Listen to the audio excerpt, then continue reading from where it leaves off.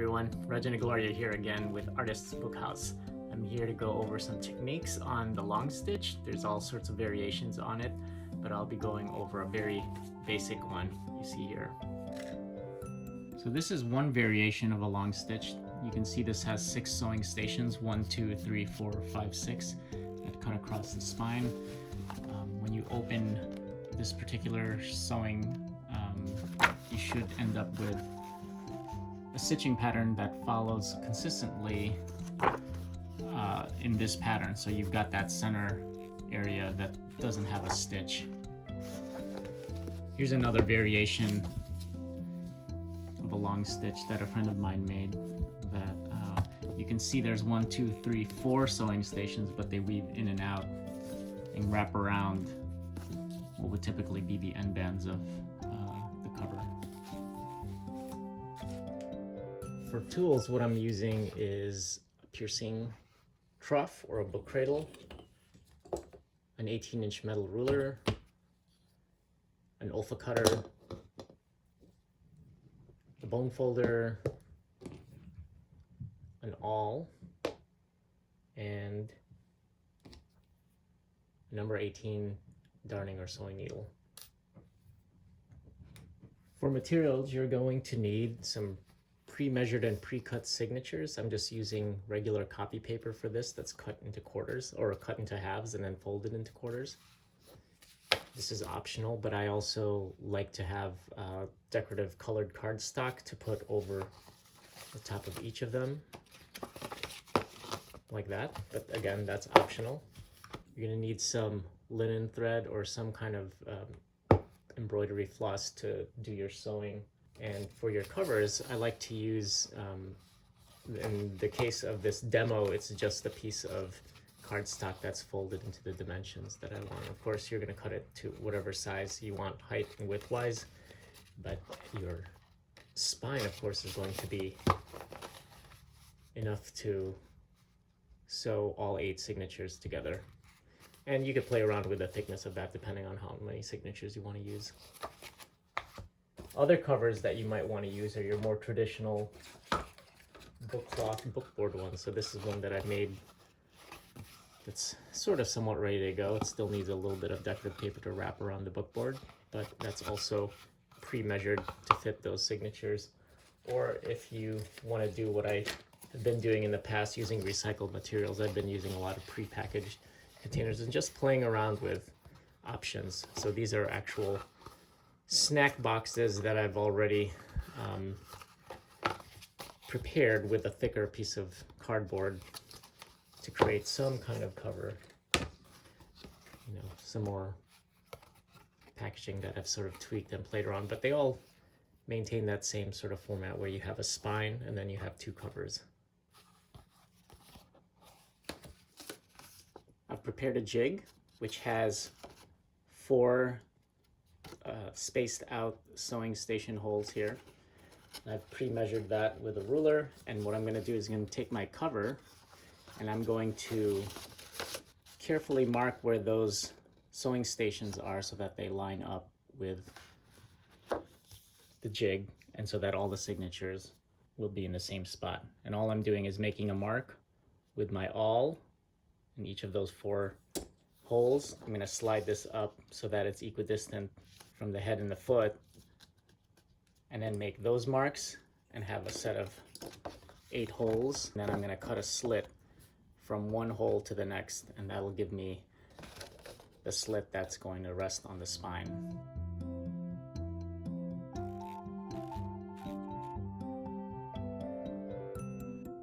So in many cases, right before I start to stitch, I take a look at those slits, and you'll notice that because there was just one cut, it's a very thin and narrow space for the threads to go in and out of.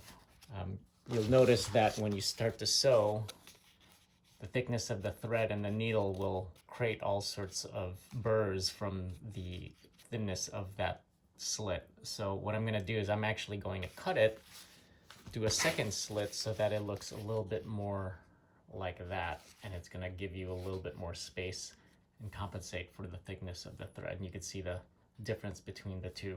But ultimately, you want to just make sure that there's enough space for the thread to go through. So all I'm doing is essentially just cutting another slit, and because it's such a thin piece of thread, I'm going to just eyeball this to where that slit is, and I'm just going to make sure that that slit is a little bit thicker.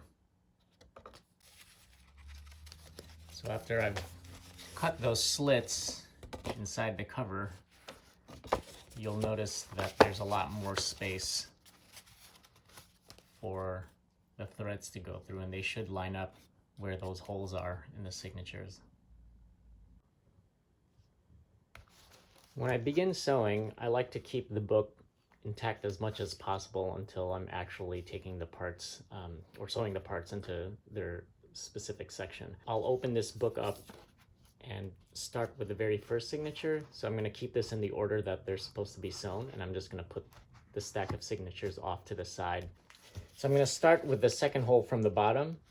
I'm just going to go right through the signature and into that second slit. I'm going to pull this all the way through so that I have a tail within the signature of just about 2 or 3 inches, just enough to tie off on the other end. I'm going to close this thing off and insert the needle back into the first hole, the first slit, and then into the first signature, that first hole on the bottom.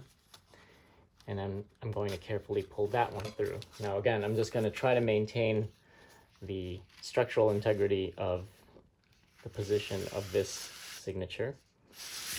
Pull that all the way through until this thread on the spine side of the book is pulled nice and tight and flat against that edge. This tie off is just going to be immediately to that second hold where we began this sewing. I'm just going to pull that nice and tight, and then I'm just going to do a square knot to secure that.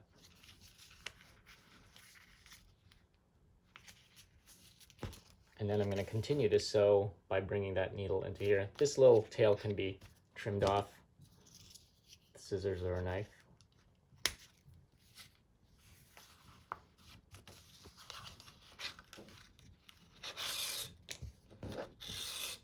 So you'll notice that the thread will be pulled so that there's a thread running down the edge of that center fold. And now you're coming out of that third hole, or that third slit. And then we'll return back into, through that top slit, and through the last signature. Sorry, the last hole of the first signature.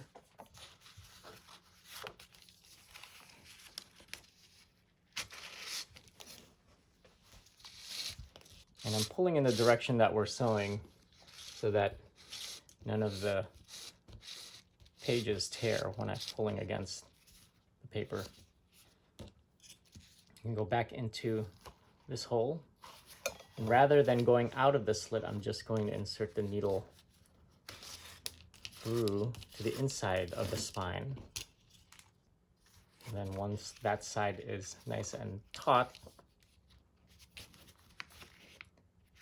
and close up that signature, and I'm going to grab the next signature and insert the needle into this hole.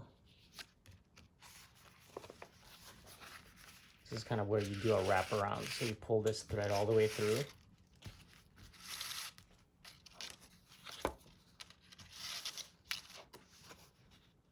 So you're still on the inside of the book. And then you come out of the top hole of that signature and you slip right through that slit. This is going to allow you to create a loop around the outside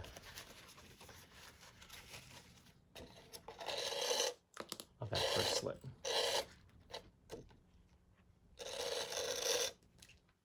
So this needle is going to go right back in here,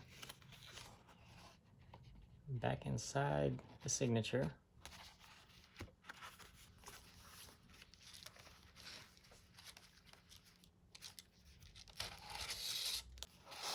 pull this one through nice and tight until the outside is lined up with that first stitch. And I like to close the book and flatten it down like this into the position that it normally would be. And just make sure that everything is pulled nice and taut. And I like to press this down as much as possible because you want to make sure there's space when all of these other signatures get stacked on. So then at that point, you just repeat those sewing procedures. Continue all the way through.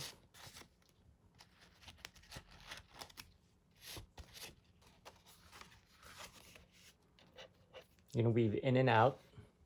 So now you're going to go around the outside of that spine flap and go back into the signature. You can see you always end up in the second hole from the header of the foot, and that's where you grab the next signature and add on.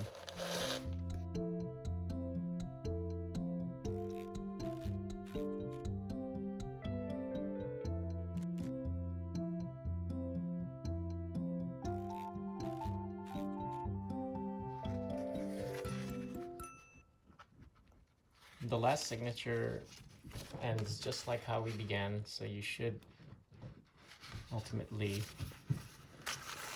make sure that there's a stitch around both ends of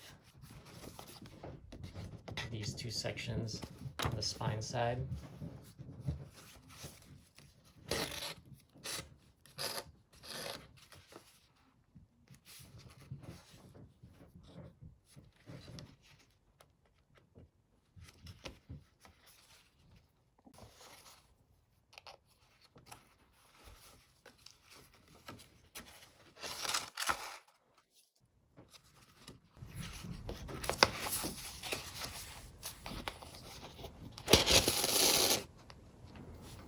And when you're at this point, you'll just tie off the previous stitch underneath it.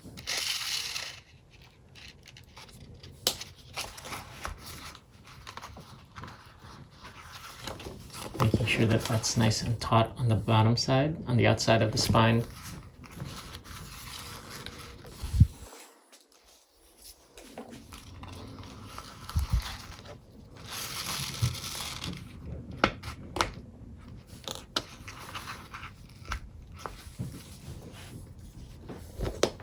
Trim that off, and you've got your long stitch.